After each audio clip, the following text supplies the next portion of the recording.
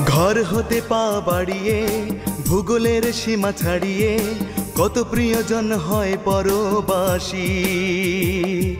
সেই সব প্রিয়জন কে কোথায় আছে কেমন, চলো না একটু খোঁজ নিয়ে আসি।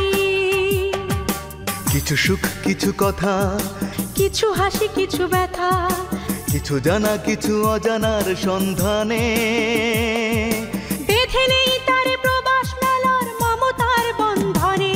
প্রবাস মেলা। শুধু দর্শক, যারা টেলিভিশন সেটের সামনে আমাদের আজকের অনুষ্ঠান উপভোগ করছেন, তাদের সবাইকে প্রীতি এবং শুভেচ্ছা জানিয়ে আজকের প্রবাস মেলা অনুষ্ঠান শুরু করছি আমি মামুন ইমতিয়াজ। আপনারা জানেন প্রবাস মেলা প্রবাসীদের অনুষ্ঠান। প্রবাসীরা বিদেশে নানা ধরনের কর্মে থেকে তাদের উপার্জিত অর্থ দেশে পাঠিয়ে থাকেন তাদের প্রিয়জনদের কাছে। তাতে যেমনটি উপকৃত হচ্ছেন তাদের প্রিয়জনরা, তেমনি দেশও অর্থনৈতিকভাবে সমৃদ্ধি অর্জন করছেন। তাই প্রবাসীদের এই সব অবদানের কথা বিবেচনায় রেখে বাংলাদেশ টেলিভিশনের নিবেদন প্রবাসীদের কল্যাণে প্রবাস মেলা। দর্শকবিন্দু, আজকের প্রবাস মেলা অনুষ্ঠানের শুরুতেই থাকছে একজন প্রবাসী শিল্পীর কণ্ঠে গান, যিনি যুক্তরাষ্ট্রের পেনসিলভেনিয়ায় বসবাস করছেন, তাজ আক্তার দিয়া।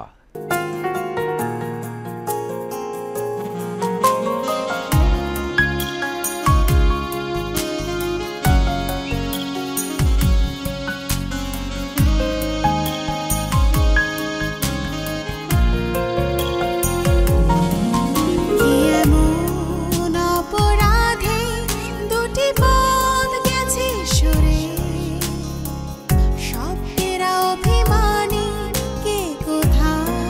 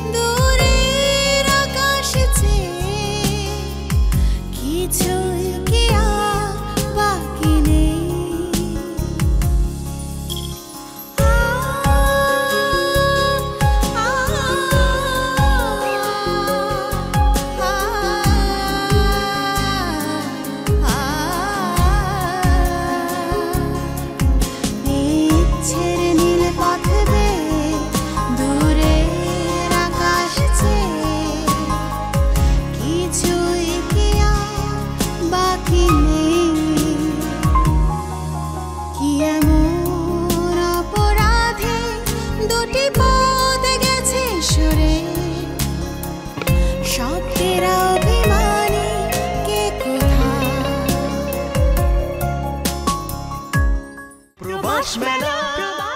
প্রিয় দর্শক, আজকে আমরা প্রবাস মেলার অনুষ্ঠানের সেটে আমন্ত্রণ জানিয়েছি কথা বলবার জন্যে দুজন অতিথিকে।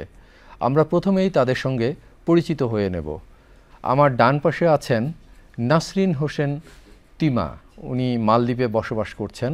ওনার ডান পাশে আছেন দেওয়ান সাইফুল আলম, উনি দীর্ঘদিন ধরে হংকং প্রবাসী একজন ব্যবসায়ী।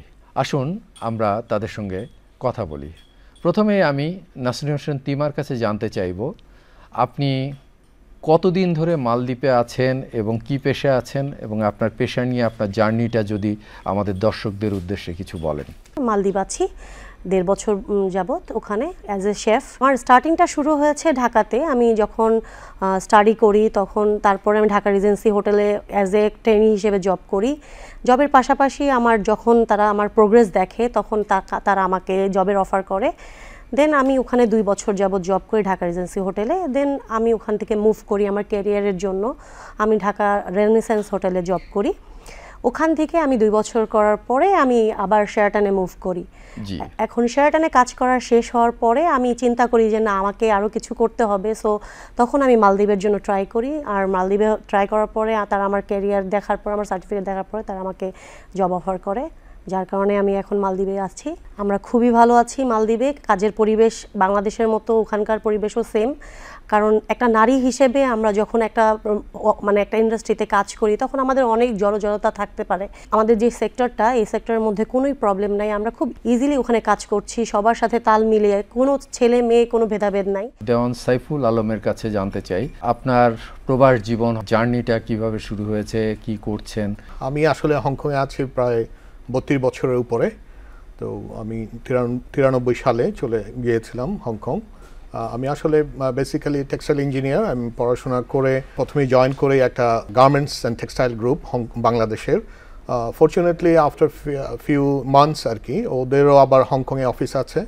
সো আই ওয়াজ ট্রান্সফার্ড দেয়ার, মানে আমি হংকংয়ে চলে যাই, ওনারা ট্রান্সফার করে। ওখানে আমি কাজ করি ওনাদের অফিসেই আবার 6 বছরের একটু উপরে। তারপরে চিন্তা করলাম যে এখানে অনেক অপরচুনিটি আছে। হংকং আপনারা জানেন যে একটা খুবই ফাইন্যান্স সেন্টার এবং খুব সহজেই ব্যবসা করা যায় আর কি। হংকংয়ের মাধ্যমেই চায়নার ব্যবসাগুলো বা প্রোডাক্টগুলো সারা পৃথিবীতে যেত। তো আমি যেহেতু গার্মেন্টস লাইন এবং টেক্সটাইলের লাইনে ছিলাম, সেহেতু ওখানে আবার এত অফিস ছিল না। বাংলাদেশের হাতে গোনা কয়েকটা অফিস ছিল। তো সেখানে যে অপরচুনিটিটা পেলাম, সেখান থেকে পরে দেখলাম যে এখানে হাজারো গার্মেন্টস ফ্যাক্টরি আছে, তাদেরও অনেক সাপ্লাই চেইনের সাহায্য দরকার, ওদের কাস্টমারদেরও কাস্টমার দরকার।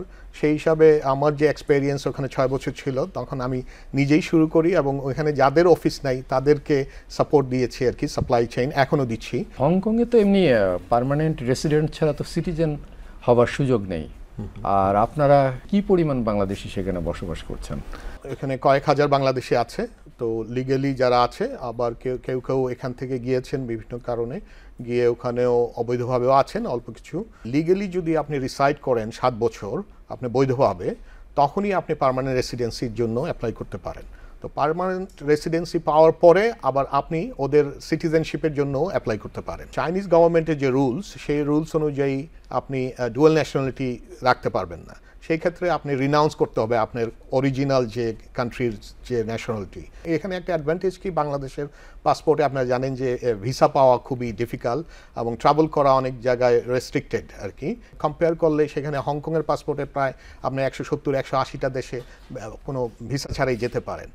তো আমি আসলে করিনি, আমি এখনও বাংলাদেশের পাসপোর্ট নিয়েই আছি, কারণ রিনাউন্স করাটা একটা ইমোশনাল ব্যাপার। তিমার কাছে জানতে চাইব যে মালদ্বীপের জীবনযাত্রা এবং প্রবাসী বাংলাদেশি আমাদের জানা মতে তো অসংখ্য, এই বিষয়ে আপনি যদি বলতেন সেখানে কি কি পেশায় আমাদের বাংলাদেশি ভাই বোনেরা আছেন? মালদ্বীপে তো প্রায় 2 লাখের মতো বাংলাদেশিরা আছেন, যে যার মতো পেশা করতেছে। বাট বেসিক্যালি ওখানে তো ফিশিং অ্যান্ড ট্যুরিজমের উপরে ম্যাক্সিমাম আমরা জব করছি। ম্যাক্সিমাম আপনার ট্যুরিজমেই আছে। ট্যুরিজমের আপনার বিভিন্ন হোটেল, রিসর্ট অ্যান্ড রেস্টুরেন্টের মধ্যে কাজ করছে। এছাড়াও ওখানে আপনার বিভিন্ন বাংলাদেশি আছে যারা স্থায়ীভাবে ওখানে বসবাস করছেন তাদের ফ্যামিলিদেরকে নিয়ে। ওখানে তারা নিজেদের ওন বিজনেস ক্রিয়েট করেছে, ওখানে তারা রেস্টুরেন্ট দিয়েছে, কেউ কেউ আছে লেবার ভিসাতেও আছে, যেই যেই সেক্টর আছে প্রত্যেকটা সেক্টরে তারা কাজ করছে সমানভাবেই। বাট বাংলাদেশিরা খুবই ভালো কাজ করছে। মালদ্বীপে কি আসলে পিআর সিস্টেম আছে? না, আসলে বেসিক্যালি মালদ্বীপে কোনো পিআরএস সিস্টেম নাই। আপনি যদি লিগ্যাল ওয়েতে জব করেন তাহলে আপনাকে প্রত্যেকটা ইয়ারে আপনার ওয়ার্ক পারমিটটা তারা রিনিউ করে আপনার প্রোগ্রেস দেখার পরে। আমাদের যে বাংলাদেশি ভাই বোনেরা আছে বিদেশে গেলে তো সবাই খুব বেশি কর্মঠ হয়ে যায়, সেখানে আপনাদের সুনাম কেমন ওই দেশের কাছে? আসলে আমরা তো ওখানে কোনো বাংলাদেশি, ইন্ডিয়ান কিংবা পাকিস্তান ওইভাবে হিসেবে কাজ করি না। আমরা যখন একটা সেক্টরে কাজ করি ওখানে আমরা সবাই অ্যাজ এ টিম হিসেবে কাজ করি। ইভেন রেস্টুরেন্টেও যখন আপনি একটা কাজ করেন কিংবা আদার্স কোনো সেক্টরে কাজ করেন সবাই বন্ডিং হিসেবে কাজ করে। তো বাংলাদেশিরা তাদের সমান তাল মিলিয়ে কাজ করছে, যার কারণে কেউ কাউকে চিন্তা করে না যে এটা বাংলাদেশি কিংবা এটা ইন্ডিয়ান। কিন্তু এত অধিক সংখ্যক বাংলাদেশি, আমার সম্ভবত মালদ্বীপে মনে হয় বাংলাদেশিদের পরিমাণই প্রবাসীদের মধ্যে সবচেয়ে বেশি। হ্যাঁ, তো এটা কিভাবে সম্ভব হয়েছে? এটা সম্ভব হয়েছে তাদের কর্মের জন্য, বিকজ বাংলাদেশিরা প্রচুর পরিশ্রমী। ওদের পরিশ্রম দেখার কারণে ওদেরকে ভিসা দেওয়া হয়, আর যার কারণে ওরা বারবার বেশি আসে ওখানে, যার কারণে কাজ করে। আর বাংলাদেশিরা যেই কাজটাই করে, আপনিও জানেন আমিও জানি, বাংলাদেশিরা যখন যেই কাজটা ভালো মতো কাজ করে তখন সেটাকে ফোকাস দিয়ে কাজ করে, যার কারণে ওরা খুব পছন্দ করে বাংলাদেশিদেরকে।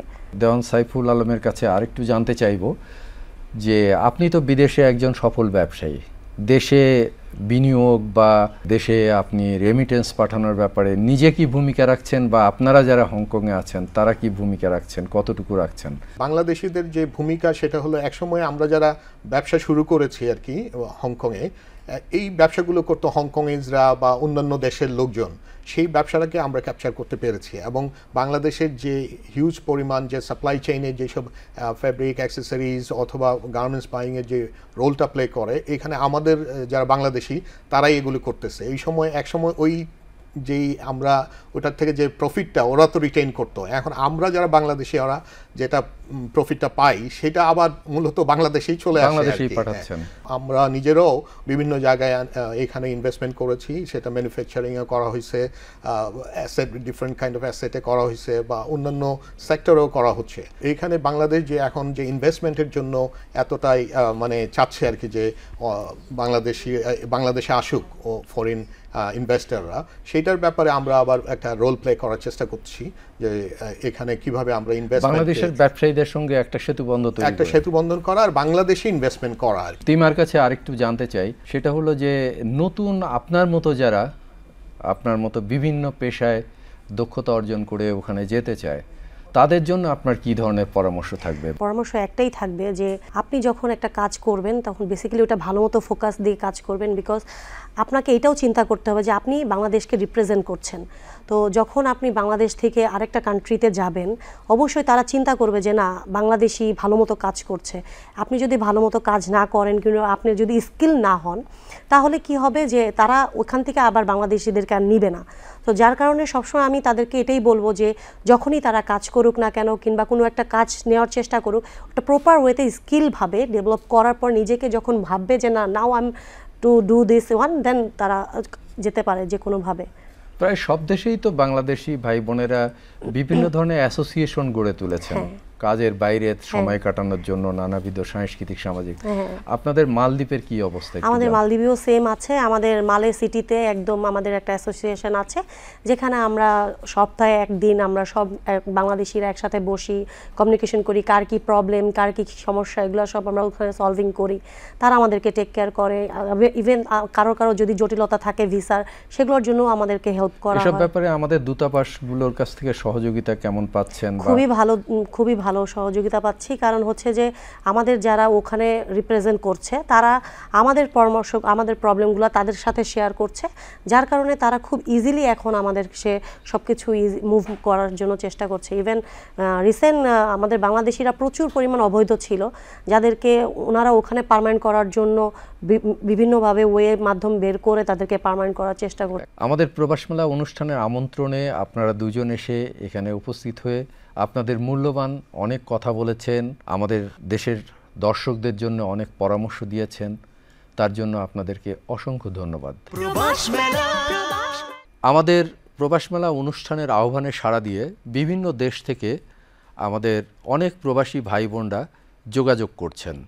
লন্ডন থেকে একজন প্রবাসী গণমাধ্যম কর্মী মহিতুর রহমান বাবলু আমাদের জন্যে একটি প্রতিবেদন পাঠিয়েছেন।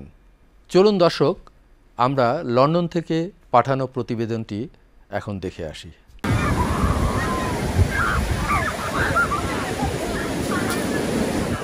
সাগরপাড়ের লন্ডনের উপকণ্ঠে যে কটি সমুদ্র সৈকত আছে তার মধ্যে ইস্টবার্ন সমুদ্র সৈকত উল্লেখযোগ্য। ব্রিটেনের রাজধানী লন্ডন থেকে এর দূরত্ব প্রায় ৭৫ মাইল। সড়ক অথবা রেলপথে ইস্টবার্ন সমুদ্র সৈকতে যেতে সময় লাগে আনুমানিক ২ ঘন্টা। ইংলিশ চ্যানেলের বিস্তীর্ণ নীল জলরাশি আর সমুদ্রের গর্জনে মনোমুগ্ধকর ইস্টবার্ন সমুদ্র সৈকতের প্রধান আকর্ষণ সমুদ্র পিয়ার। এছাড়া সেখানে রয়েছে ৪৪.০৩ কিলোমিটার লম্বা সৈকত, সার্ফিং, সমুদ্রের গা ঘেঁষে গড়ে ওঠা half marathon piece, shooting spot, খেলাধুলা ও amusement arcade, hotel, motel, mini golf, bar, cafe, pub, souvenir shop, finishing deck, Victorian চা রুম, গ্লাস ব্লোয়ার স্টুডিও, ছোট ছোট পোশাকের দোকান, আইসক্রিম স্টল ও হরেক রকমের খাবারের দোকানও গড়ে উঠেছে এই সমুদ্র সৈকত ঘিরে।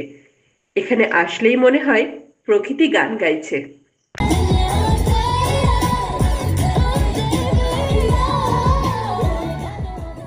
সমুদ্র পিয়ার বা সি পিয়ার শব্দটির সাথে আমরা খুব পরিচিত নই।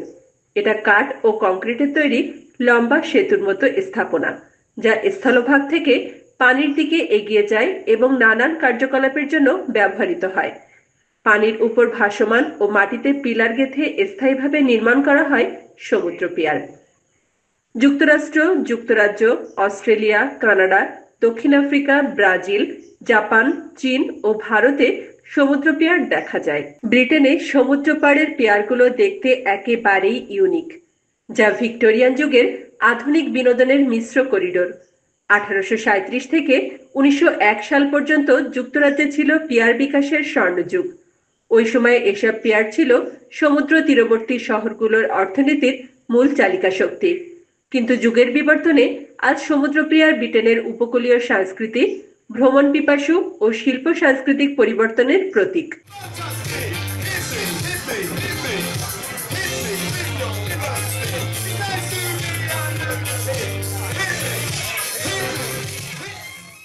ইস্টবার্ন পিয়ার ব্রিটেনের ইস্ট সাসেক্স 1 সাউথ কোস্টের অবস্থিত অসাধারণ একটি ভিক্টোরিয়ান যুগের সমুদ্র পিয়ার।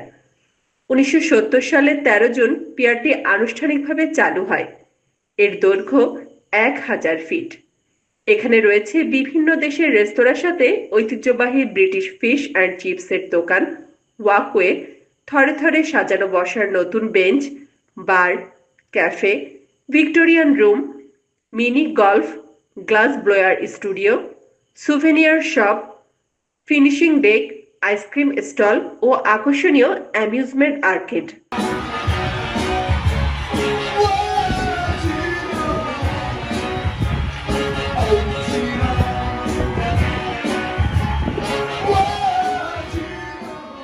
যুক্তরাজ্যের দক্ষিণ উপকূলে অবস্থিত ইস্টবার্ন পিয়ারের দীর্ঘ ইতিহাস, দর্শনীয় স্থাপনা, বিনোদনমূলক কাঠামো ও ঐতিহ্যবাহী মোড়কে সমৃদ্ধ এর আবেদনই এটিকে জনপ্রিয় পর্যটন কেন্দ্রের খ্যাতি এনে দিয়েছে, যা উপভোগ করতে প্রতি বছর বিভিন্ন দেশের ভ্রমণ পিয়াসুদের সাথে হাজার হাজার প্রবাসী বাংলাদেশিরাও এখানে ভিড় করেন। লন্ডনের আশেপাশে যতগুলো সমুদ্র সৈকত রয়েছে, ইস্টবার্ন তাদের মধ্যে অন্যতম। এখানে অসংখ্য ভিজিটর আসে এর পারিপার্শ্বিক সৌন্দর্যে মুগ্ধ হয়ে। লন্ডন বাংলা প্রেস ক্লাব সে কারণে এবার তাদের বার্ষিক বনভোজনটি এখানে উদযাপন করার উদ্যোগ নিয়েছে। আমরা এর সৌন্দর্যে সত্যি মুগ্ধ হয়েছি। এটি শুধুমাত্র লন্ডন নয়, লন্ডনের আশেপাশ থেকেও অনেকেই এর সৌন্দর্য উপভোগ করার জন্য ছুটে আসে। অনুষ্ঠানের এই পর্যায়ে এসে আমাদের প্রবাস মেলা অনুষ্ঠানে একজন প্রবাসী কবি তার স্বরচিত কবিতা পাঠ করছেন। পড়ছি একটি যুদ্ধবিরোধী কবিতা। আমি একটি কবিতা লিখতে চেয়েছি, শান্তির অমোঘে আঁকতে চেয়েছি প্রিয় স্বদেশ। অবহেলিত কবিকে যুক্ত করতে চেয়েছি গণমানুষের কাতারে, কিন্তু তোমরা তা করতে দিলে না।